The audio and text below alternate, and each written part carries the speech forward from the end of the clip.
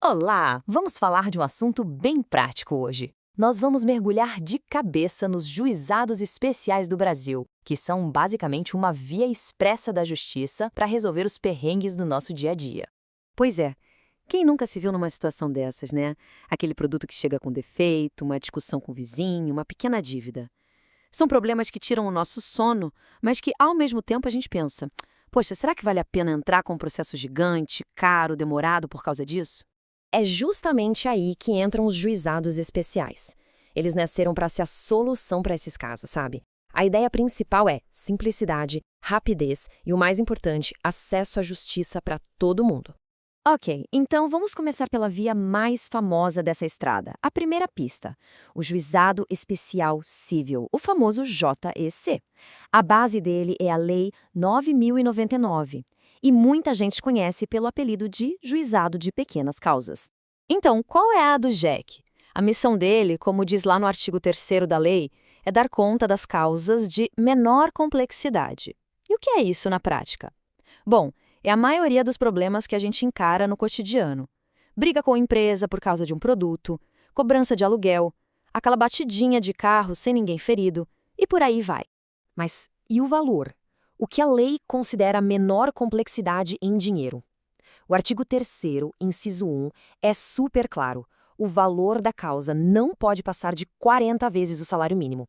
Guarda esse número, porque ele é a chave que abre a porta do JEC. Beleza, mas quem é que pode usar essa justiça expressa?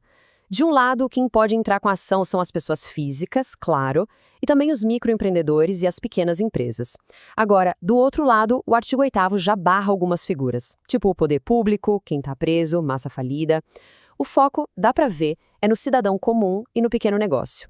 E agora vem a pergunta que não quer calar, a pergunta de R$ 1 milhão, principalmente quando o assunto é grana. Precisa mesmo de advogado para ir no JEC? Olha, a resposta, segundo o artigo 9º, é depende. Depende do valor da causa. Se o caso for de até 20 salários mínimos, o advogado é opcional, a pessoa pode ir lá e se representar. Agora, se o valor for maior, entre 20 e o teto de 40 salários mínimos, aí sim a assistência de um advogado é obrigatória. E o mais legal é como é fácil começar um processo. O artigo 14 mostra que tudo muito direto. É só ir na secretaria do juizado, contar o que aconteceu, o pedido pode ser feito até de boca, sabe? Eles escrevem tudo na hora e pronto. Já se sai de lá com uma audiência de conciliação marcada. A ideia é essa, zero burocracia. Beleza, já entendemos o GERGC. Mas e se o problema não for com uma pessoa ou uma empresa? E se a briga for com o governo? Bom, aí a gente muda de pista na nossa via expressa. Existe um caminho específico para isso, o Juizado Especial da Fazenda Pública, o GFP, que tem a sua própria lei, a 12.153.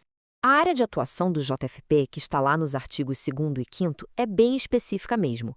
Processar e julgar casos contra os estados, o Distrito Federal e os municípios. Pensa aí, sabe aquela multa de trânsito que veio errada? Ou um problema num concurso público? Pedido de medicamento que o sistema público não fornece? É para isso que serve o JFP. E aqui tem uma diferença importante. O teto do valor é mais alto.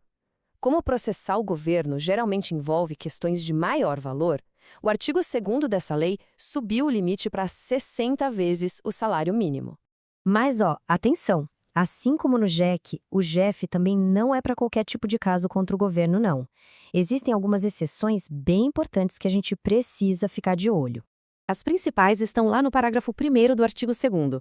Assuntos muito mais complexos, como, por exemplo, ações de improbidade administrativa, desapropriações ou casos que envolvem a demissão de servidores públicos, esses ficam de fora. Eles continuam na justiça comum porque precisam de uma análise muito mais profunda. Ok, já passeamos pelas duas pistas.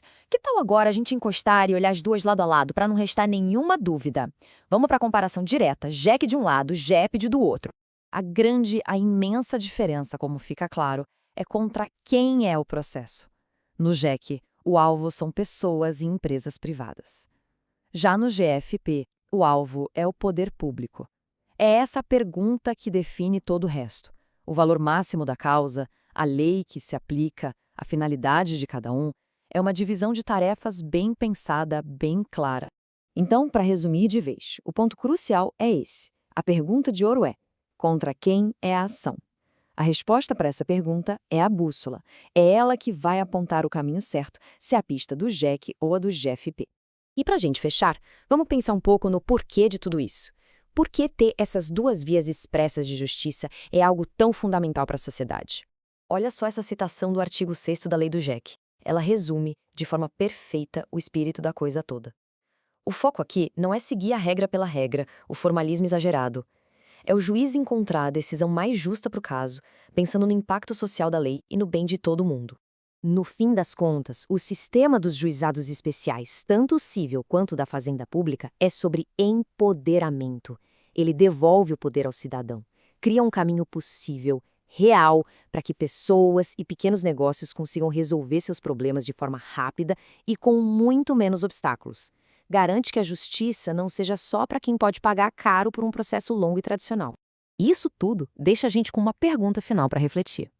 Quando a justiça para os problemas pequenos do dia a dia se torna mais acessível, mais próxima, de que maneira isso transforma a relação das pessoas com a lei e com o próprio Estado? Fica aí a provocação para a gente pensar a respeito.